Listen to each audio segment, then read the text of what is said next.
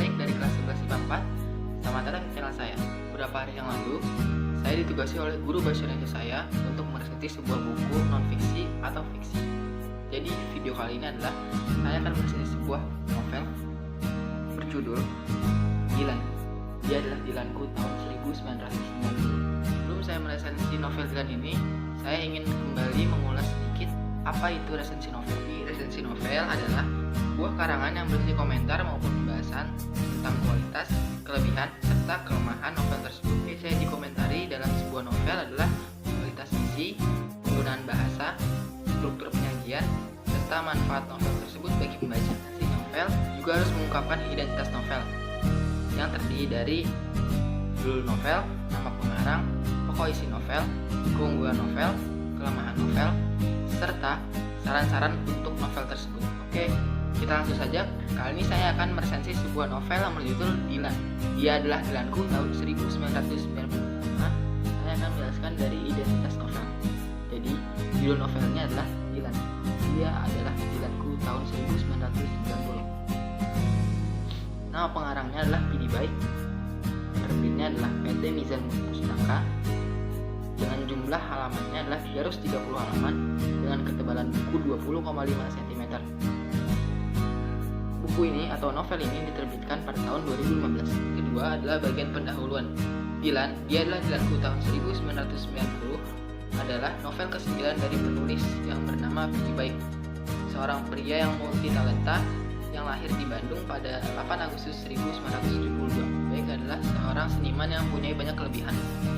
Selain sebagai seorang musisi dan pencipta lagu, dia juga seorang ilustrator, pengajar, komikus, bahkan penulis. Hal ini menceritakan tentang seorang remaja yang bernama Dilan. Dia juga seorang geng motor. Anak ini nakal, namun dari sisi lain ada hal yang sangat positif dari saat dia jatuh cinta kepada perempuan anak baru di sekolahnya yang bernama Milea. Di sini awalnya bingung cara bagaimana Dilan berkenalan dengan Milea. Nah, ini memang sangat digemari oleh kalangan remaja. Karena pada saat kita membaca novel tersebut, kita akan terbawa suasana cerita yang menyenangkan. Selanjutnya adalah bagian ketiga, yaitu sinopsis dari cerita tersebut. Pertama kali, Milea datang ke sekolah barunya dengan berjalan kaki. Pada saat berjalan kaki, Milea dihampiri oleh pengendara motor. Dan pengendara motor itu berbicara kepada Milea dan berkata, "Boleh aku ramal? Aku ramal, nanti kita akan bertemu di kantin." Pengendara motor itu ternyata adalah Dilan. Dilan adalah anak geng motor di Bandung yang satu sekolah dengan Milea. Lambat laun, Dilan dan Milea semakin dekat karena keharmonisan Dilan membuat Milea menjadi nyaman di dekat dia. Namun bukan hanya Dilan saja yang menaruh hati pada Milea.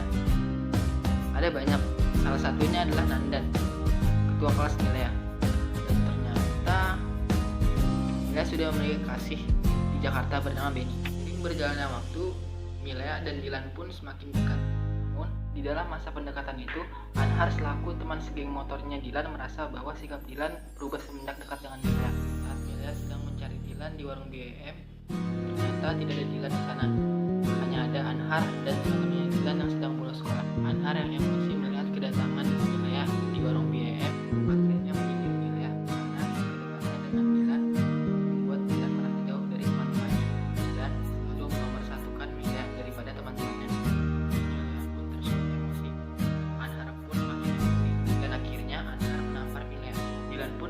Bahwa Milea ditampar oleh sahabatnya sendiri, ia pun marah besar. Dilan akhirnya mencari Anhar dan terjadilah perkelahian. Retaklah persahabatan dengan Anhar dan Milea sedikit menjauhi Dilan. Seiring waktu berjalan, setelah kejadian itu akhirnya Anhar, Dilan dan Milea pun kembali bersatu. Mereka tidak mempersalahkan apa yang terjadi di warung BM. Anhar sudah meminta maaf kepada Milea dan Dilan dan mereka pun memaafkannya. Salah pacar Milea pun sudah berakhir karena sifatnya yang pemarah dan overprotect yang membuat Milea menjadi gerah. Akhirnya Milea dan Dilan kembali bersatu dalam ikatan pacaran. Mereka berdua menikmati masa SMA mereka dengan kekonyolan Dilan yang membuat Milea nyaman berada di dekat Dilan. Dan juga selanjutnya ada di Dilan 1990.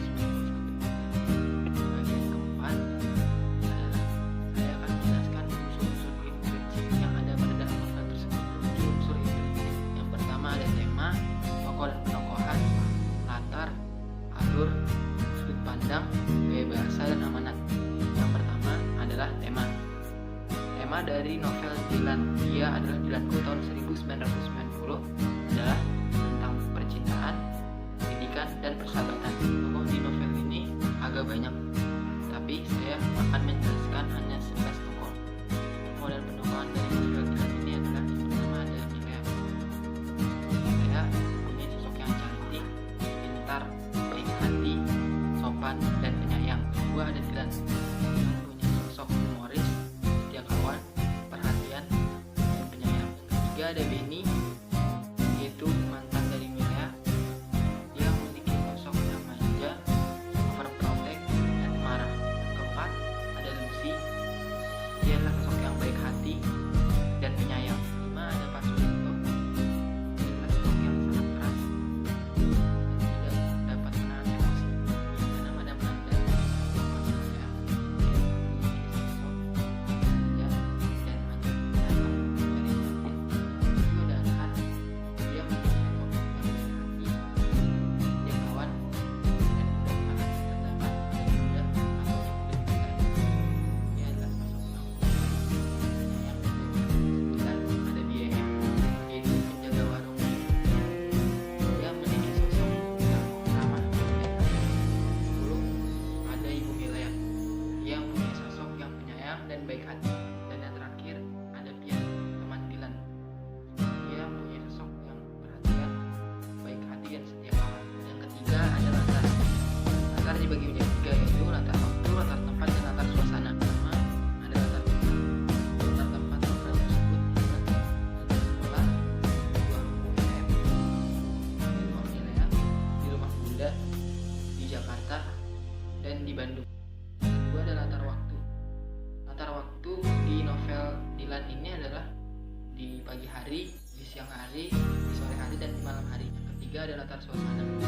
Latar suasana dalam novel ini kadang bahagia, kadang sedih, kadang humoris, dan kadang tegang. Alur cerita yang terdapat dalam novel ini adalah alur mundur. Buku ini dibuka dengan perkenalan nama dan wajah para tokoh, baik utama maupun tokoh sampingan.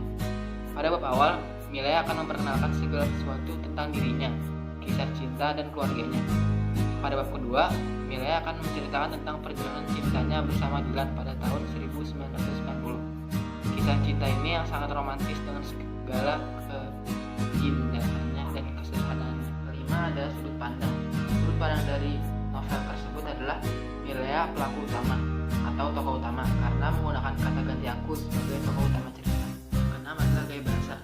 Gaya bahasa dalam novel tersebut adalah menggunakan bahasa kehidupan sehari-hari serta terdapat beberapa bahasa kiasan.